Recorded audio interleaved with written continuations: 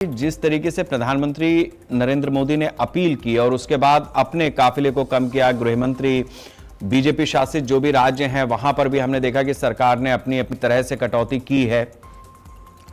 ये तो एक स्तर पे चीजें दिखाई देने लगी हैं, लेकिन जो संकट है वो इससे कहीं ज्यादा बड़ा है। बीजेपी आगे किस तरीके से इस संकट से निपटने की कोशिश कर रही है? शेखर जी, सबसे पहले तो आज ज्येष्ठ मास की अपरा एकादशी है। आप सभी को बधाई और राधे राधे। हम शुरुआत प्रभु के नाम से ही करते हैं। देखिए प्रतीक जी, शेखर जी, दरअसल वो त्रिवेदी से मैं थोड़ा कंफ्यूज हो गया, माफ कीजिएगा।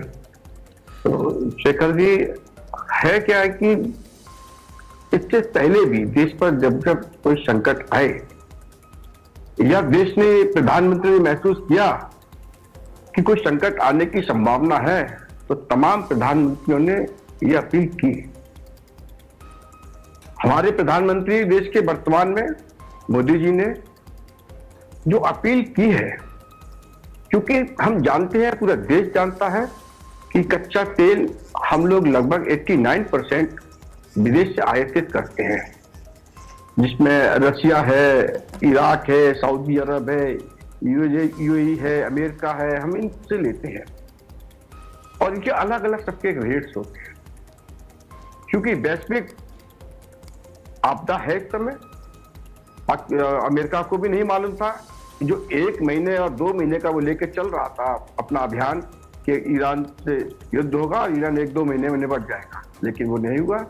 आज ऐसा कोई देश नहीं है जहां पर फ्यूल को लेकर के, पेट्रोल डीजल को लेकर के या गैस को लेकर के उसकी कीमत नहीं बढ़ी हो।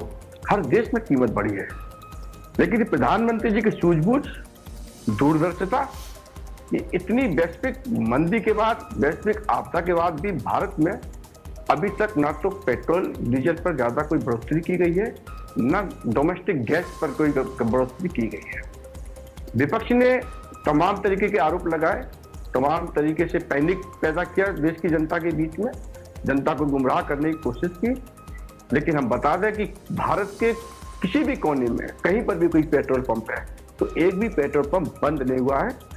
ये हो सकता है कि किसी पेट्रोल पंप पर, जो पहले भी होता आया है कि कहीं कहीं फ्यूल खत्म हो जाता है, उसका टैंकर नहीं आ पाते, तो वो आज 2 घंटे के लिए थोड़ा कम किया जाए, लेकिन कभी बंद नहीं हुए। ये नहीं कहा गया है कि हमारे पास तेल। ठीक है श्याम जी, आपने जो